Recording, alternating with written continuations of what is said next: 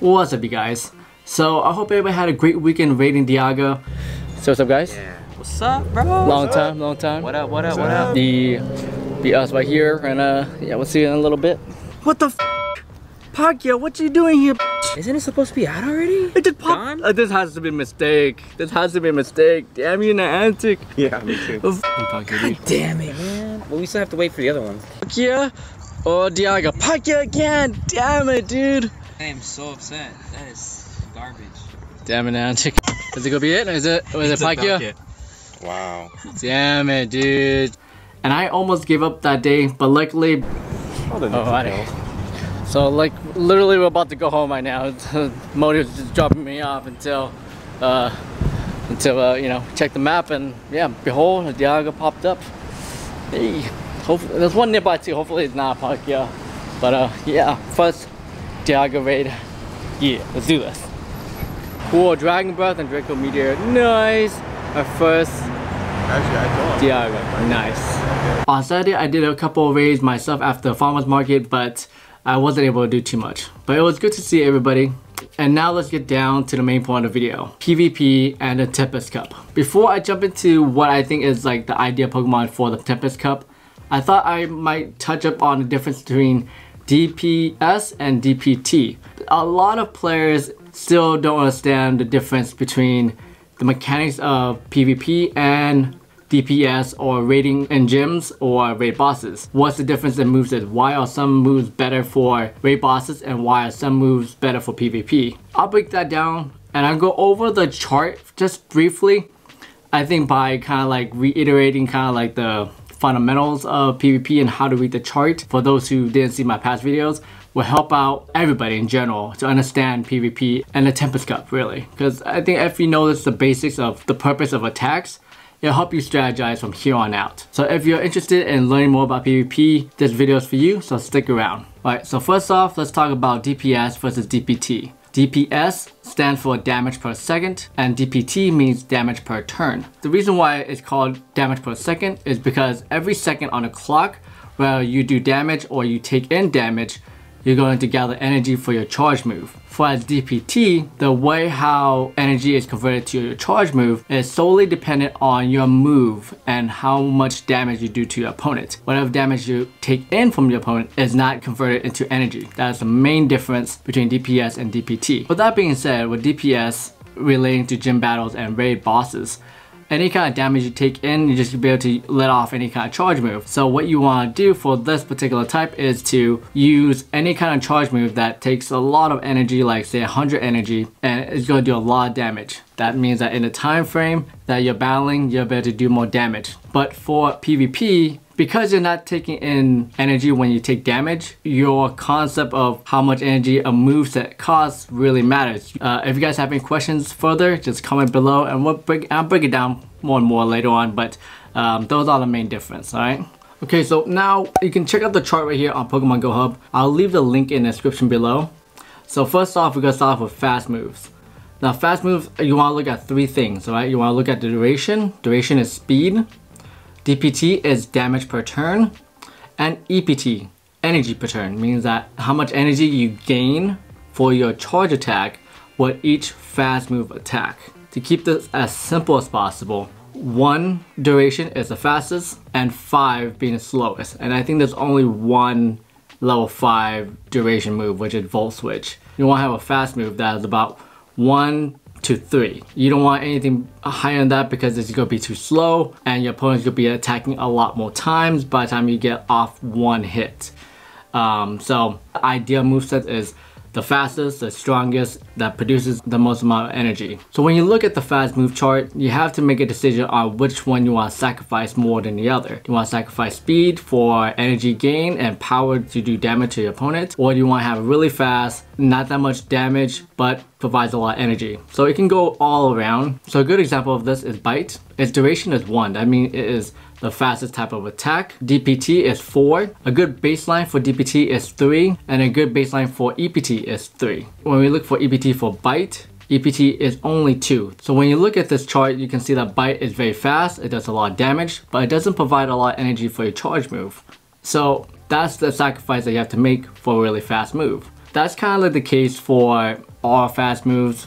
The faster it is, the weaker it is. So this is ideal for Tyranitar over Iron Tail and sometimes over Smackdown because it's very fast. Tyranitar is kind of tanky when it's not having to deal with its weaknesses, but it does do a lot of damage, especially like if you have like a Skunky for Twilight League, destroys your players and they can't block it too. Alright, so now let's check out Tyranitar's second move, which is Iron Tail. Speed is 3, that means it's kind of mid-range to on the slower end. DPT is 3, that means it did okay damage. It's alright, it's higher than average. But the energy gain is 2. That means that it gives off the same amount as energy as Bite, but it does less damage at a slower rate. Let's check out Smackdown. Smackdown is 3, it's the same speed as Iron Tail, but it gives off a lot more damage, 4.0, and it provides more energy for a charge move, 2.67. So this is kind of like an easy case study for which moves that you want to use for any type of Pokemon. You want to see if it's fast, you want to see if it does damage, and you want to see above average energy gain.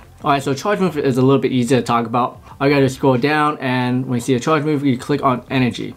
By doing that, it will organize the least amount of energy needed all the way down to the most energy needed. To keep this as simple as possible, any kind of charge move that requires a lot of energy, you're not going to be able to use it as much as say Aqua Tail or Body Slam, which only requires 35 energy in comparison to like say a Struggle that requires 100 energy. Alright, so that's pretty much it. I'm not going to go too much into detail about it.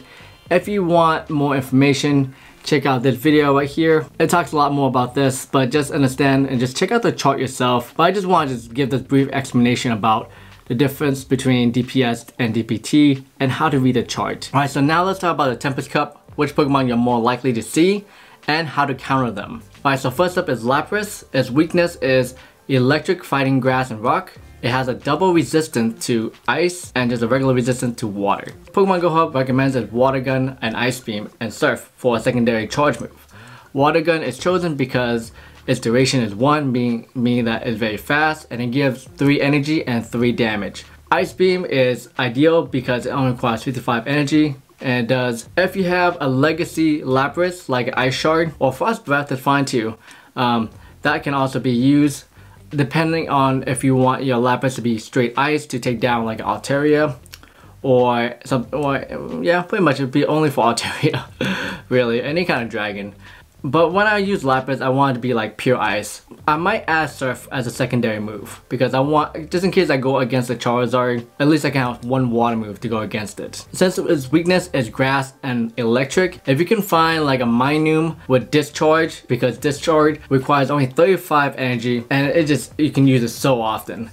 A Lantern is also really good because it's water and electric, as well as Abomasnow with a double grass move. If you are going against a Lapras with Water Gun, you can use a Tropius, but I wouldn't use a Tropius against a Lapras if the Lapras has a double ice move. Alright, so moving on, let's talk about Altaria. Altaria is just the top of the top meta for the Great League. No matter which cup it is, it's just a great Pokemon to use because Dragon Breath is kind of like a special fast move where it does fast damage, a lot of damage, and it gives a lot of energy. So you want to have Dragon Breath, Sky Attack, and if you have a secondary move, Dragon Pulse.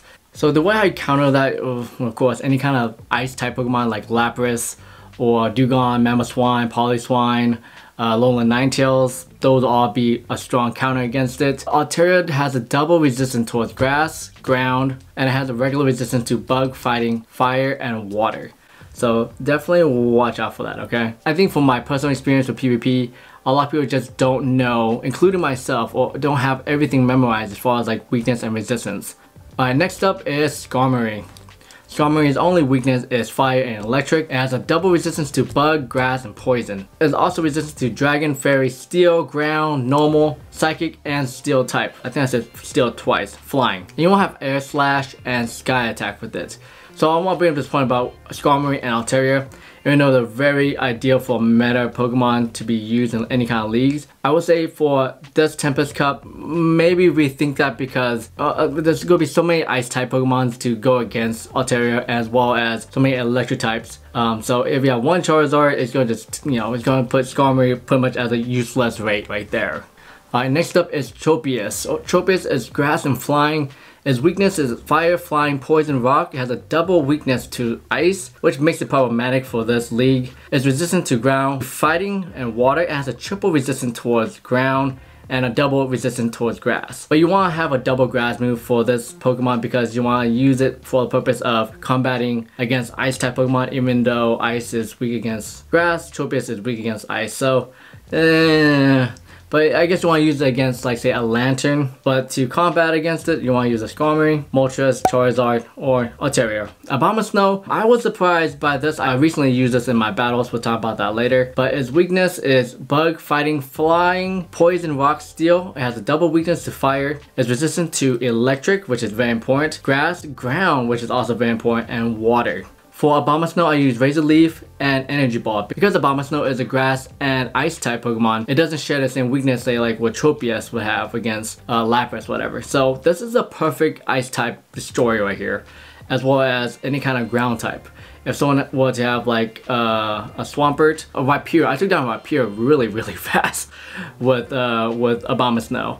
I originally wanted to have one ice attack like Powder Snow, but for the Tempest Cup, we are going to have a lot of ice type Pokemons already. It's best to have a double grass one. To have some grass to change it up, I think it makes it a very unique counter for this type of league. But if you're going against Abomasnow, just treat it as any type of grass Pokemon, so just use some kind of fire, flying, or steel type Pokemon, like Moltres, Charizard, or Skarmory will do pretty well against it. Alright, so now let's talk about Charizard. Charizard has a weakness to Electric, Water, and a double weakness to Rock. It's resistant to Fairy, Fighting, Fire, Steel. It has a double resistance to Bug and Grass. You want to use Fire Spin and Blast Burn. If you have a secondary move, definitely use Dragon Claw. Because Dragon Claw and Blast Burn charges up their energy nearly the same, it's kind of hard to recognize which moves that you're using unless you're fighting Charizard head on right away at the beginning.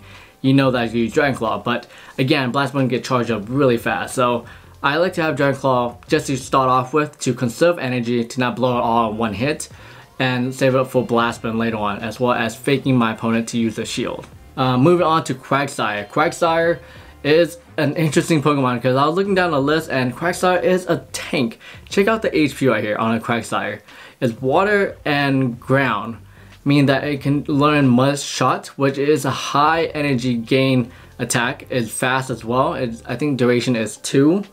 Duration is 2 and it gives 4.5 energy. That means that it's going to be able to activate Stone Edge way faster than other Pokemon, as well as take the hits too. It only has a double weakness to Grass, but it's resistant to Electric, which is good. Fire, like Charizard. Poison, Rock, and Steel. As an ideal Pokemon, I really recommend this. If you are going to go against it, if you have Abomasnow with a double grass type, you want to use that because I it's against a Quagsire. With my Abomasnow, double grass, it tore it up so fast. Next up is Lantern. Lantern is such a good Pokemon. It has Water Gun. It does very fast attack. Its weakness is grass and ground, so be careful of that. But it's resistant to Steel if you're fighting a Steelix, Fire, Flying if you're fighting, well, any kind of flying Pokemon really, Ice and Water. I definitely recommend this too as well. It's gonna do a lot of damage. If you have a Golbat, oh my god. But not a Crobat, because a Crobat learns Air Slash, whereas a Golbat learns Wing Attack. I guess the difference between Air Slash and Wing Attack is that Air Slash is 3 speed, means that it's kind of on the slower end, whereas for Wing Attack is 2 speed, is on the faster end. It does less damage with 2.5, but provides a lot more energy with 3.5. Well, not a lot of energy, but a little bit more energy. I've been using Golbat a lot for my practice rounds, and it's just a nice kind of like sort of monkey wrench into like expectation on what they think is, you know, going to be used for a Tempest Cup. So something to think about. For electric type, I also recommend Raichu if you have the legacy moveset, which is Thunder Shock is the fastest electric type, which provides the most amount of energy for Thunder Punch and Brick Break. So if you have a legacy Raichu like I do, I'm still debating if I want to put this in or not. Alright guys, that's the end of my video. Thank you so much for watching. I appreciate you guys sticking around. I know it's kind of like long, kind of technical, but I hope this video helps you guys out. And if it does, don't forget to give me that like and subscribe to my channel for all things Pokemon Go related tips, tricks, and news. I'll see you guys next time. Peace out.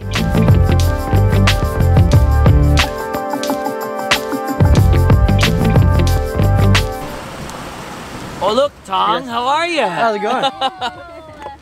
You Hey, guys babies. are buddies. Oh, dude. Oh, your phone. I deleted Pokemon from my Hey, can I go play in the park? Lord of the Night, bro. You know, if you want to just go to church, just play Pokemon because we're all praying to God to get 100%. I know, right? Eric already Hey, that was some deep. That was deep, bro. That's right. Not just the tip. I thought that was a seatbelt. Oh, speaking of, Oh my God. speaking of eating tips, He's speaking to me. Oh, wow. Hey, you guys want some Thinians?